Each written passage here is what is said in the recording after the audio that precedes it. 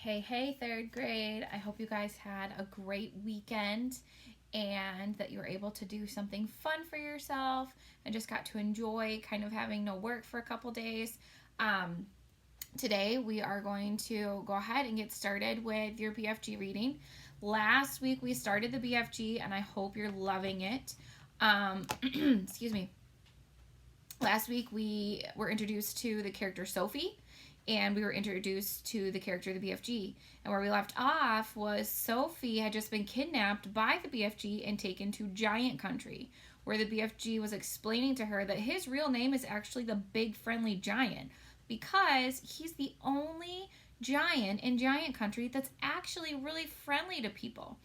And something else about the BFG is that he doesn't eat people. All the other giants in Giant Country eat people, and the BFG doesn't. And so where we left off on Friday is the BFG was telling Sophie the different kinds of people that the giants would eat. And so she was kind of getting a little bit nervous, like, am I going to get eaten? Because in the beginning, she really thought that the BFG was going to eat her.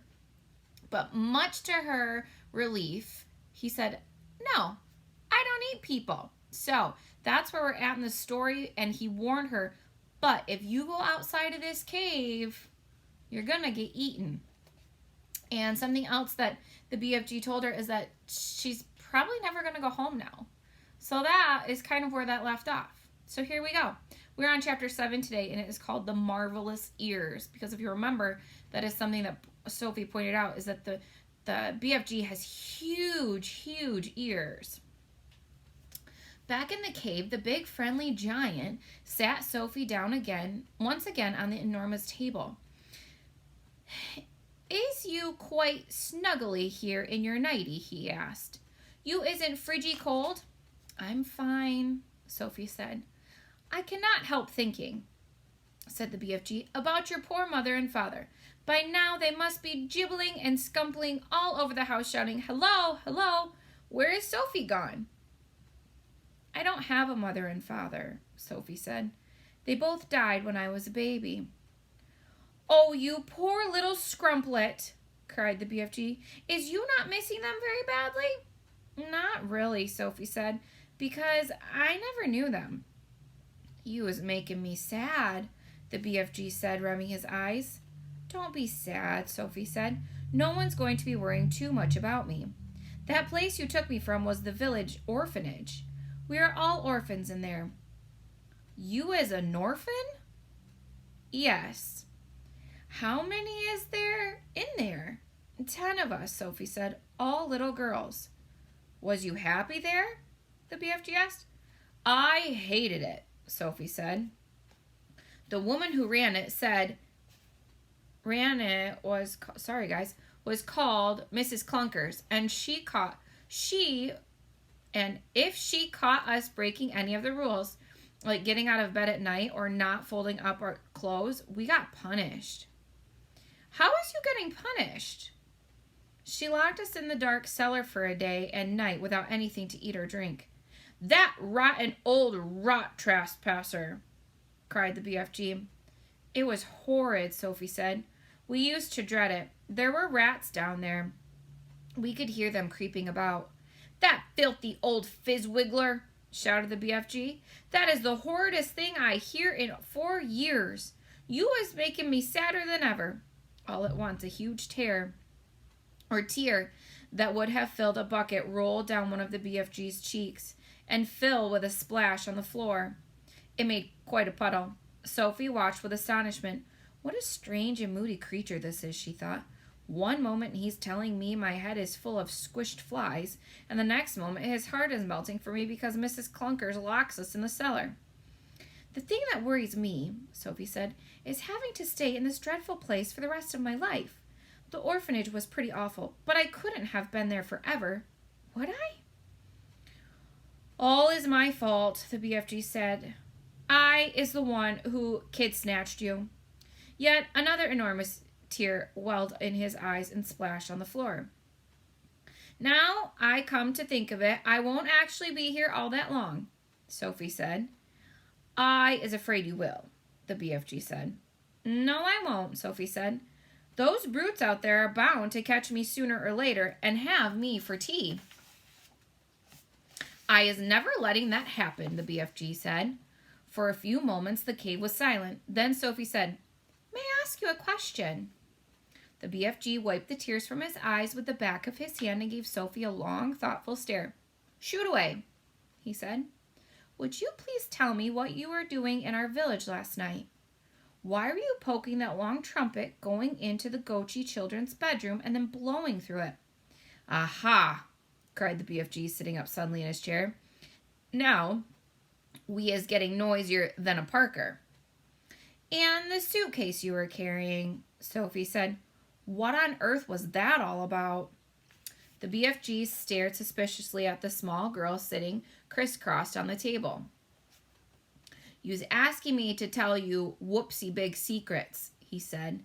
"Secrets that nobody is ever hearing before." "I won't tell a soul," Sophie said. "I swear it. How could I anyway? I am stuck here for the rest of my life."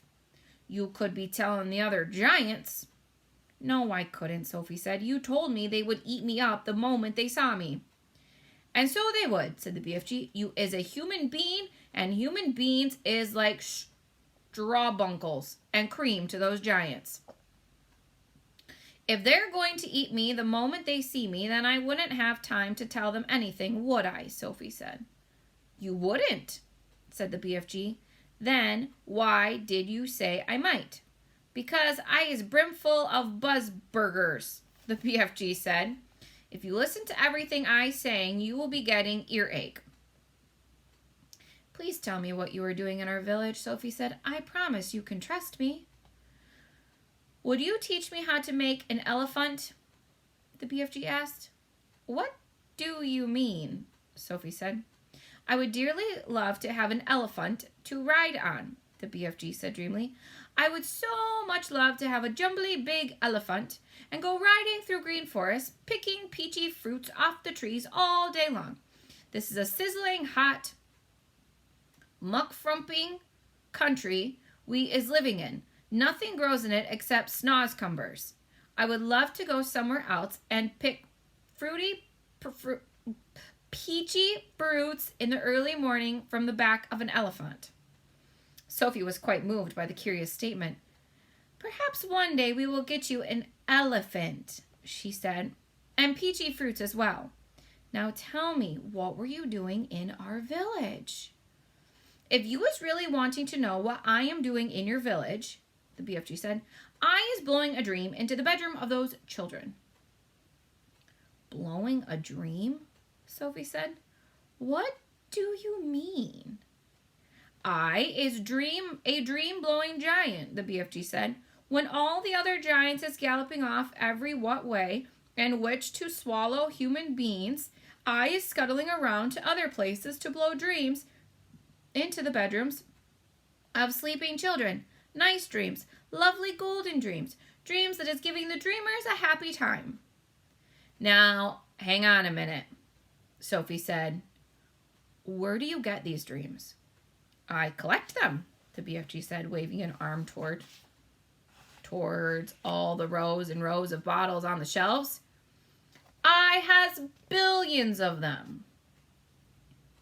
"You can't collect a dream," Sophie said. "A dream isn't something you can catch hold of." "You was never going to understand about it," the BFG said. "This is why I is not wishing to tell you." "Oh, please tell me," Sophie said. "I will understand. Go on. Tell me how you collect dreams. Tell me everything." The BFG settled himself comfortably in his chair and crossed his legs. "Dreams," he said, "is very mysterious things. They is floating around in the air like little wispy, misty bubbles, and all the time they is searching for sleeping people." "Can you see them?" Sophie asked. "Never at first." "Then how do you catch them if you can't see them?" Sophie asked.